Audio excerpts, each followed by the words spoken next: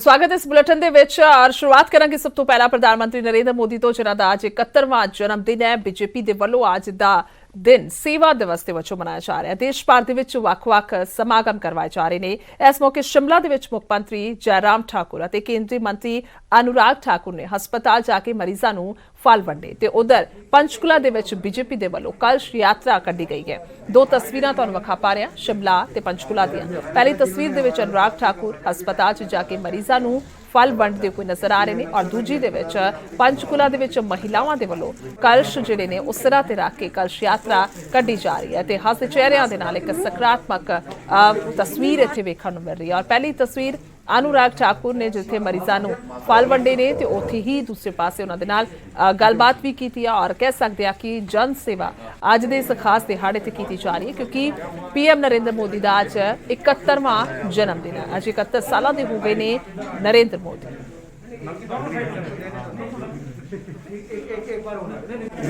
ये बहुत बड़ा एक संयोग है कि आज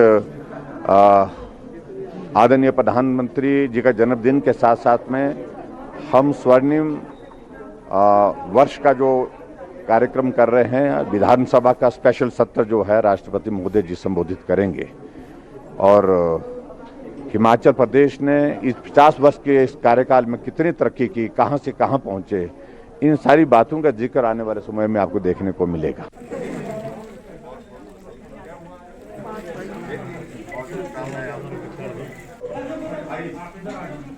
सो तस्वीरें तुहानूं विखा पा रहे हैं शिमला दी और पंचकूला दी। वेख सकते हो कि सकारात्मक तस्वीरां जो दोवें नजर आ रही ने क्योंकि जन सेवा जिहड़ी है की जा रही है। नरेंद्र मोदी होरां दे इस खास दिवस ते अज उन्हां दा बर्थडे है। सो पंचकूला तो साडे नाल मनोज कुमार जुड़ चुके ने। सो मनोज, सब तो पहला जानना चाहांगे अज दे इस खास दिहाड़े ते किस तरह की तस्वीर जिहड़ी है पंचकूला दे विच नजर आई है। जी बिल्कुल, देखिए पंचकूला की बात करें, पंचकूला में अभी आप देख सकते हैं सीधी तस्वीरों में भाजपा के प्रदेश अध्यक्ष ओम प्रकाश धनखड़ सेक्टर 7 में पहुंचे हैं। ये वही मकान है जहां प्रधानमंत्री नरेंद्र मोदी रहा करते थे। धनखड़ जी, मोदी जी इसी मकान में रहते थे? हाँ, बिल्कुल इसी मकान, यहीं पे, यहाँ करें वहाँ करें। तो कितना समय रहे सर यहाँ पर? 6 वर्ष तक हरियाणा का काम उनके जिम्मे रहा। ये दरअसल 481 जो मकान नंबर है, ये प्रधानमंत्री नरेंद्र मोदी जब हरियाणा के प्रभारी होते थे तब इसी मकान में वो काफ़ी लंबे अरसे तक रहे हैं। और इसीलिए प्रधानमंत्री नरेंद्र मोदी का जो 71वां जन्मदिन है उस मौके पर इसी मकान में जो तमाम कार्यक्रम हैं वो आयोजित किए गए हैं। भाजपा के जो तमाम नेता हैं वो यहाँ पर आपको दिखाई दे रहे हैं। प्रदेश अध्यक्ष ओम प्रकाश धनखड़, विधानसभा स्पीकर ज्ञानचंद गुप्ता, बीजेपी के तमाम जो नेता हैं वो यहाँ पर पहुँचे हुए हैं। और इसी मकान में आज एक ब्लड डोनेशन कैंप और इससे पहले माता मनसा देवी जो मंदिर है वहाँ पर हवन पूजन किया गया। और वहाँ से जो तमाम भाजपा की महिला कार्यकर्ता हैं वो कलश यात्रा लेकर वहाँ से रवाना हुई थी और एक कलश यात्रा का जो समापन है वो यहाँ पर हुआ है। और उसके बाद अब जो बीजेपी के प्रदेश अध्यक्ष ओम प्रकाश धनखड़ हैं वो अब तमाम जो कार्यकर्ता हैं उनको यहाँ पर ब्रीफ करेंगे, संबोधित करेंगे और बताएंगे कि क्या क्या आज यहाँ पर कार्यक्रम होने वाले हैं और क्या क्या पार्टी ने तैयारियाँ की हैं। और आपको मैं सीधी तस्वीरों में दिखाऊंगा भी कि किस तरीके से जो यहाँ पर जो ब्लड डोनेशन कैंप है वो चल रहा है, उसकी तस्वीरें भी आपको मैं दिखाऊंगा। वृक्षारोपण का कार्यक्रम भी रखा गया है, कलश यात्रा निकाली गई है, हवन पूजन किया गया है। और कोशिश ये है कि जो 71वां जन्मदिन है उस आंकड़े के आधार पर 71 जो महिला कार्यकर्ता थी वो कलश यात्रा लेकर निकली और 71 के करीब जो कार्यकर्ता हैं वो यहाँ पर रक्तदान करते हुए हमें यहाँ पर नज़र आ रहे हैं। ये देखिए एक ब्लड डोनेशन कैंप भी यहाँ पर मोदी जी के जन्मदिन को लेकर आयोजित किया गया है। बीजेपी के तमाम वर्कर हैं, तमाम बिल्कुल मनोज, तस्वीरें ही बता रही हैं कि किस तरह से गुब्बारों के साथ ये डेकोरेशन की गई है। और वाकई ही जन्मदिन जो है वो प्रधानमंत्री मोदी का बहुत ही अच्छी तरीके से और खास तौर पर एक जन सेवा के नाम आज दिया गया है जिससे नजर आ रहा है। क्योंकि अगर बात की जाए तो शिमला की वहां भी अनुराग ठाकुर पहुंचे, उन्होंने वहां पर फल बांटे जाकर मरीजों को। और यहाँ भी ब्लड डोनेशन, क्योंकि खूनदान है जो सबसे बड़ा महादान कहा जाता है, उसी के चलते आज जन सेवा की जा रही है।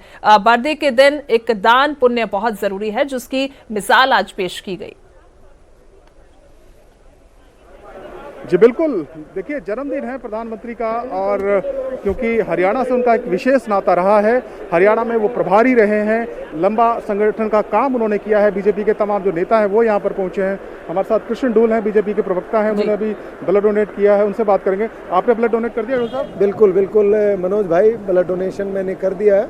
वैसे तो मैं रूटीन में भी ब्लड डोनेट करता रहता हूं, लेकिन आज का ये जिस प्रकार का शुभ अवसर है और भारतीय जनता पार्टी के यशस्वी प्रधानमंत्री नरेंद्र भाई मोदी जी का जो 71वां जन्मदिन है, उस उपलक्ष्य पर हरियाणा में 71 जगहों पर युवा मोर्चा के माध्यम से ब्लड डोनेशन कैंप रखे हुए हैं।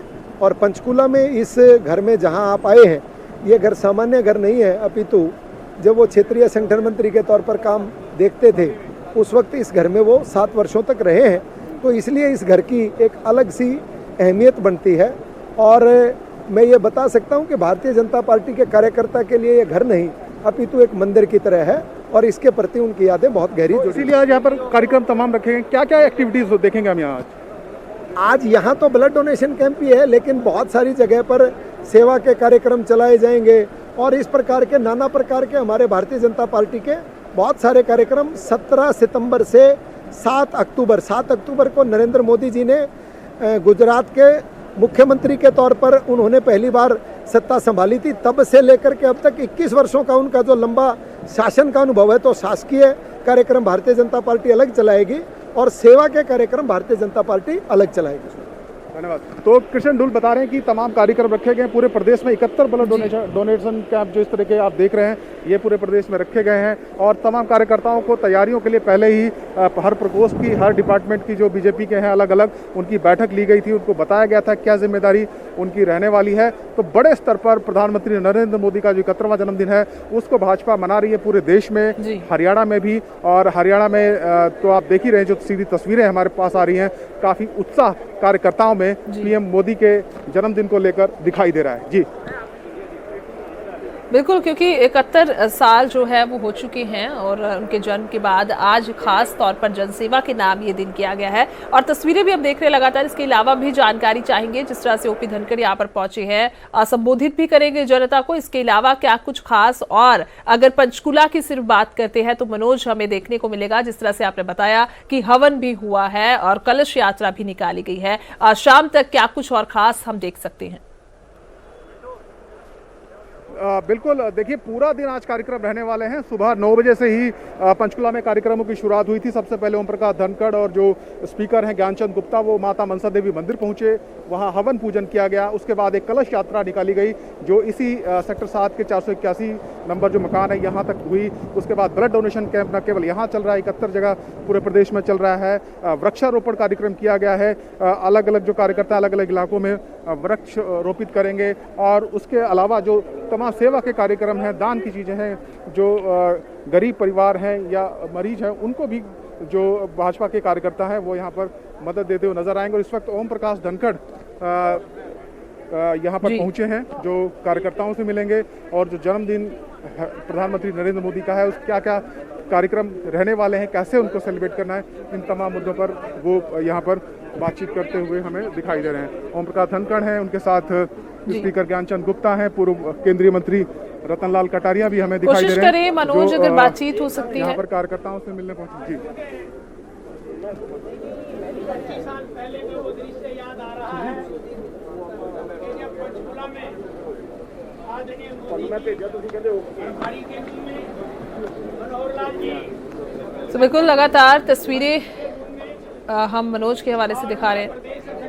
दस ये कि आज जड़ा खास दिन है और जन्मदिन की जनसेवा है, और ये तस्वीर शिमला तो ने अनुराग ठाकुर जिन्हें वो फार्मी बन रहे थे। और जी मनोज, 99 में लोकसभा की टिकट मिली, एक मिनट, 16 सेक्टर के अंदर किस प्रकार से रहा था।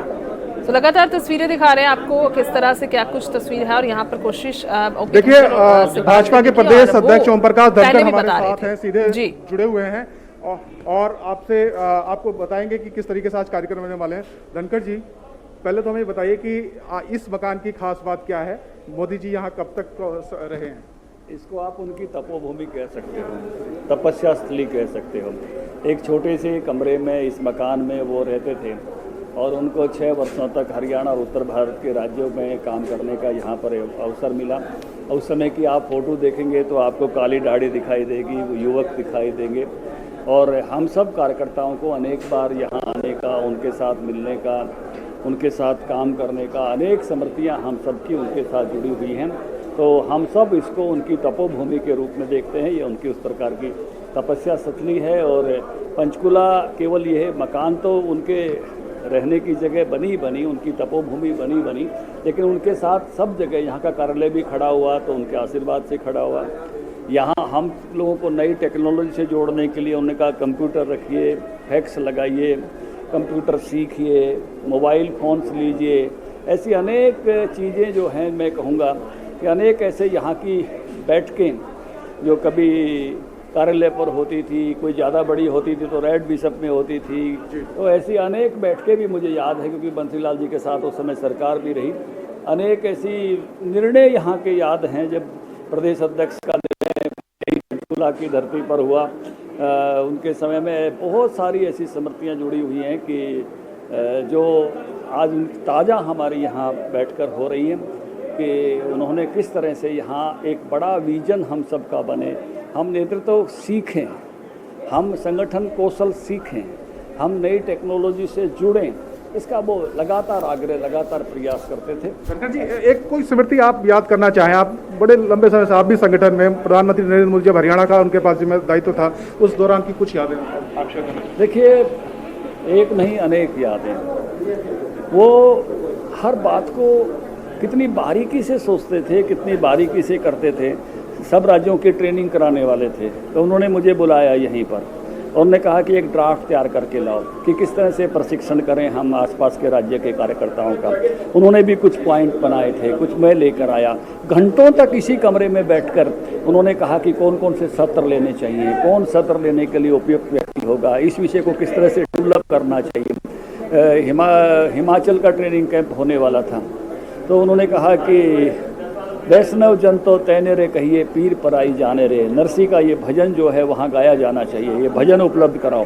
तो एक एक चीज़, एक एक बारीकी से वो हर चीज़ की योजना करते थे। हम किस प्रकार से हमारा व्याप बढ़े काम में। कटारिया जी जो अध्यक्ष बने, जो हम ये कहते हैं सोशल इंजीनियरिंग, जो उनके उस समय उनके मस्तिष्क में ये था कि हरियाणा भारतीय जनता पार्टी का नेतृत्व एक हरिजन परिवार से आने वाला नौजवान, उन्होंने बात थी। यानी बहुत सारी चीज़ें वो जिस प्रकार से सोचकर घटित करते थे। सुधा यादव को चुनाव लड़ाया, एक जो है वीरांगना को, उनके पति कारगिल में शहीद हुए थे। उन्होंने कहा कि मुझे हम एक ऐसी बेटी को चुनाव लड़ाना चाहते हैं जिसका पति जो है शहीद हुआ है, और आप पता करो कि कौन ठीक रहेगी। रोहतक और ये हमारा जो इलाका है झज्जर का, महेंद्रगढ़ का, रेवाड़ी का, यहाँ सैनिक सबसे ज़्यादा होते हैं। तो मैंने उस सब पे नज़र डाली, तो मैंने देखा कि इनकी उम्र उस प्रकार की और पढ़ाई लिखाई उस प्रकार की है। तो मैंने उनको बताया कि सुधा यादव हो सकती है। उनके पति सुखबीर जो है वो शहीद हुए हैं। उन्होंने कहा कि मुझे अभी सुधा यादव का बायोडेटा भेजो। उन्होंने हम सबके घरों में फैक्स लगवा रखे थे जल्दी सूचना के लिए। मुझे याद है मेरे मित्र रामोतार जी लांबा, मैंने उनको कहा कि आप सुधा यादव के पास जाइए, उनकी कुछ जानकारियाँ जो है वे मुझे दीजिए। वो स्कूटर पर बैठकर उनके पास गए और उन्होंने जो भी जानकारियाँ उनकी थी मुझे दी। मैंने लिखकर उनको